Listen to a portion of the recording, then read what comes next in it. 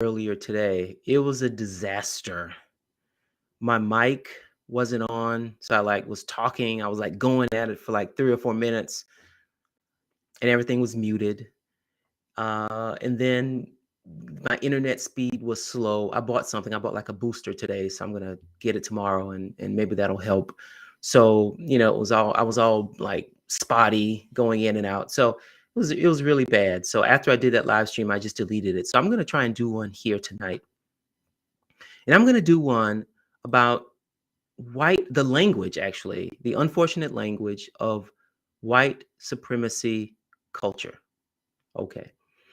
So before I show some content, a newspaper article, and then also a PowerPoint slide from that article, I'm going to say a little bit about my journey uh, in social science, and how I now see those kind of what could be called critical social science concepts like white supremacy or critical race theory, whiteness, toxic masculinity, heteronormativity. These are sort of like critical concepts that are meant to critique society. So it might be a sense among people who are not in academia or people who consume a lot of anti-woke content that you go on a college campus and you got a bunch of academics, leftist academics, who are just prattling on and on about CRT or whiteness or something. And that is not the case, actually. Most academics are probably like me, people who do what would be called positivist social science. We collect data and try and test a hypothesis, and that's the norm. And that's what gets funded.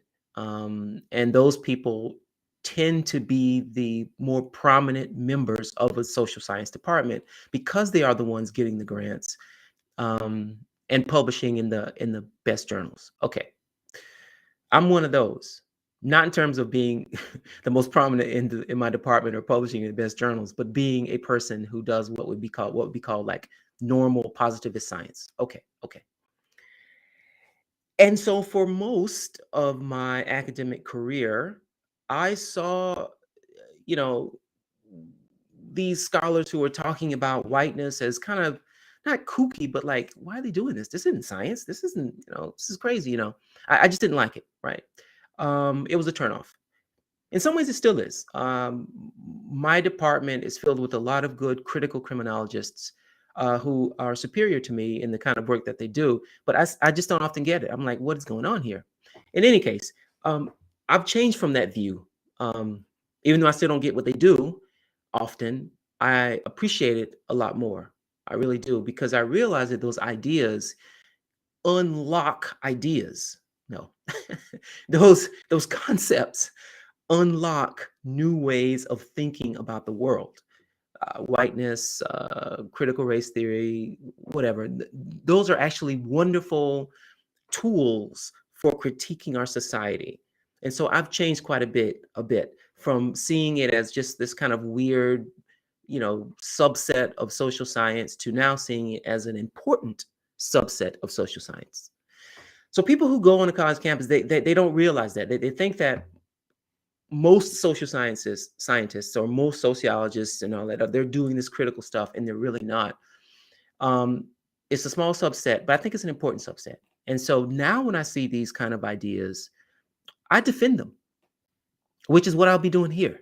And I'm going to argue that, I'm going to show you something about white supremacy culture, and I'm going to argue that the ideas are good, but the language sucks. I think that's what I'll be doing here. So let me pull up an article from the New York Post that kind of got me thinking about this, and then I tweeted about it earlier too. Washington governors, oops, am I sharing it? Yeah, I'm sharing it. Hold on one second. Let me pull it up here. Washington Governors Equity Summit says individualism and objectivity is rooted in white supremacy. Okay, all right. So it's a headline. It's meant to attract eyeballs, and that will, because of course you're going to see this and you're going to say, "Well, this is nuts. What are you talking about?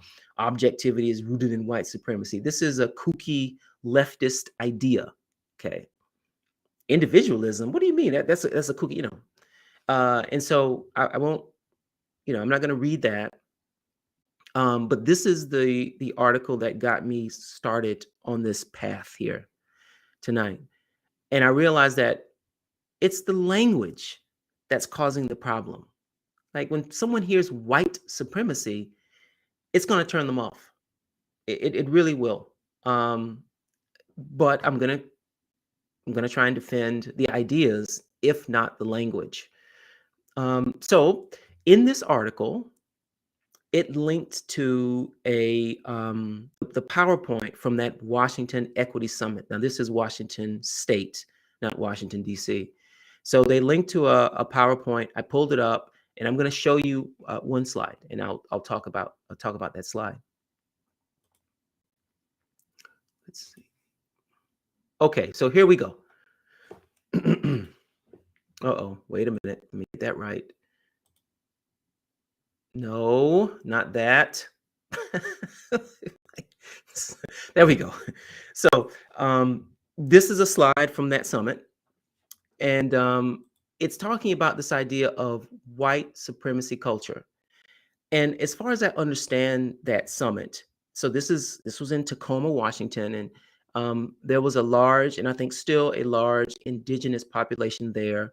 And so the organizers of that summit were likely speaking to that population, right? So this isn't just, they're just not doing it for nothing, and it's not universal across the United States. Like this summit wouldn't be in South Carolina, where I'm from. I think we have a small indigenous population, but not like in Washington. So in any case, on the left, you see here aspects of white supremacy culture as identified by um, Kuhn.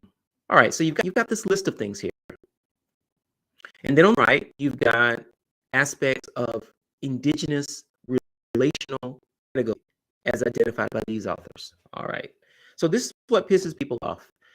Looking on the left, on white supremacy culture, you see something like perfectionism, sense of urgency, defensiveness, quantity, worship of the written word, right? Paternalism, like so. Individualism, objectivity, right? Those were the two things that the headlines of that New York Times or New York Post article. So a person is going to say several things. One, be in a way demeaning white culture, right? Actually, no. The first thing they'll say is, "This isn't about white people at all. This is just people." Right? This is just people. What are you saying, that other cultures aren't also have a sense of urgency or aren't also objective? I mean, what are you saying? This is almost demeaning those other cultures or something like that. Um, another objection might be something like, "Oh, this is silly. This is just a universal thing. This has nothing to do with white people." I guess it's the same objection. This has nothing to do with white people. This is crazy. All right, uh, fine. I get it. And then the word, white supremacy. It makes it seem as if, which I think is actually true to some extent, that these ideas are somehow hurting another group, like white supremacy. Why is this about white people, right? Why is this hurting another group? How is it hurting another group, they may ask. I mean, what, a black person can't just be a perfectionist? A black person can't practice, or an Asian person can't practice paternalism? All of these objections, And I think those are fine objections. People should always critique things that are put into the world. Um, but I think that if you removed the word white supremacy, because I'm arguing that we need to change the language. So if you remove the word white supremacy and call it culture from European capitalist societies or something something like that, right? And then argue that this culture was these patterns of life. Let's get even more vague, I guess, or maybe not vague, but maybe actually more precise. So instead of saying culture, we could say the norms, values, and beliefs, okay, which is what culture is, of Western, European, capitalist, industrialized, democratic societies. That's we could say that now. So you have that argument, and you say, okay, I'm arguing that these are factors in that culture that we may see overall more in those cultures than, say, Confucian cultures or a tribe in the Amazon, right? Or Islamic cultures, right? I think that plays better. And I actually think that it's probably true. Meaning, okay, a lot of these patterns of life, right, are actually offshoots of being in a democratic, industrialized, capitalist society.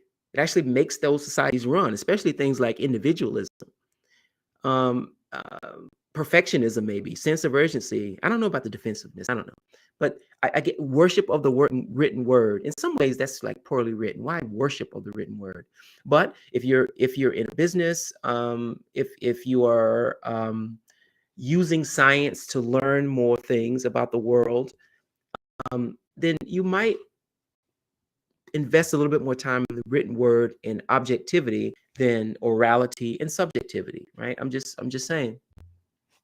So the idea of white supremacy culture, I think the underlying ideas are actually quite good. It's just that the wording is terrible.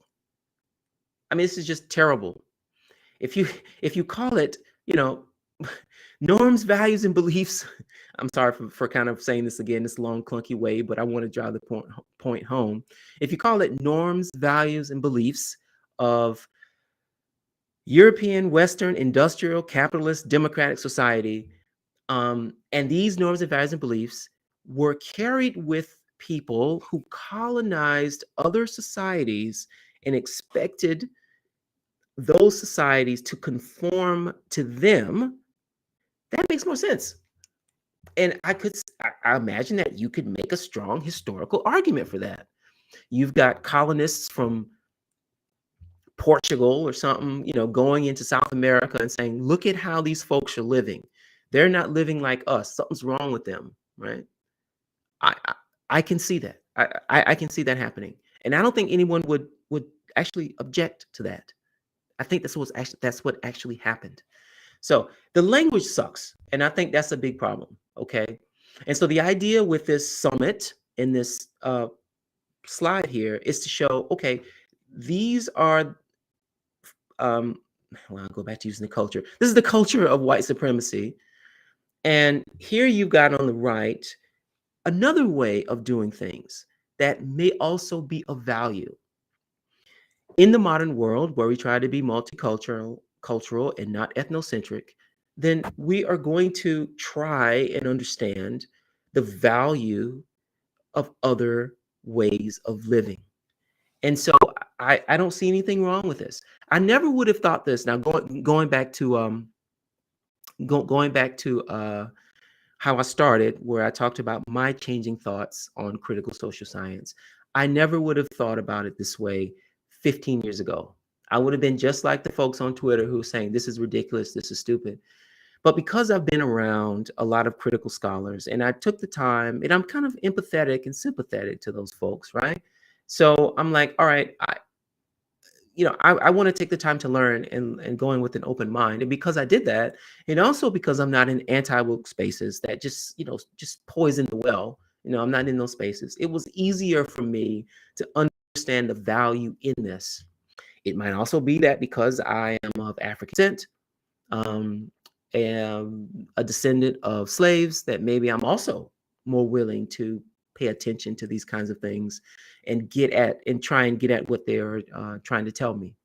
Now, um, I, I really think that if we think like an anthropologist, and I'll just end with this because I think I've said what I need to say here. We can see how this works, right? People, if you're in the the dryer, you may not know it's spinning, right? Or maybe a better analogy is we're on the earth and we don't know it's spinning. That's probably a better one. So the thing about anthropologists is they go to different cultures where there are outsiders and they can see these patterns of life that may be different from the patterns that they grew up in.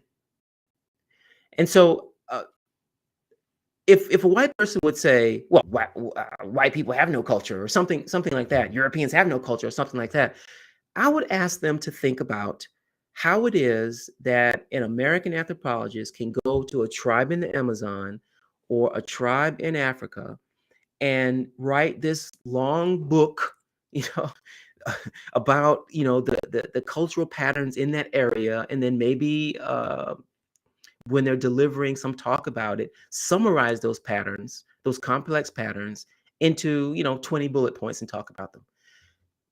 I don't think white people are special. I don't think Europeans are special. So if you can do it for them, if an anthropologist can do it for them, they can do it for European culture too. So if someone says, that this makes no sense, okay, fine. Maybe don't agree on these specific aspects, but maybe there are other things that you can say, all right, someone who grew up in this culture has these patterns of life, primarily held by white people or imposed by white people or non-white people. Um, we have these particular cultural patterns that are different from others. And so if you don't like this particular description, you don't like the language, which I don't either, white supremacy culture, and you don't like these specific bullet points here, understand though that there's something that goes there. There are some bullet points we put there. Our culture, the European culture, is different than Islamic culture, is different than Confucian cultures. It's not a big difference, but I mean, it's a difference, right? And so it's worth, I think, trying to understand how the culture of Europeans is different than other parts of the world. There's a benefit in that. Okay, so I kind of like this one. I like this live stream. It was succinct, to the point, and if someone sees this later, I hope that they learn something. Please subscribe. You know, send me an email. Oh, no, don't send me an email. Put something in the comments, and I'll see if I can reply. Otherwise.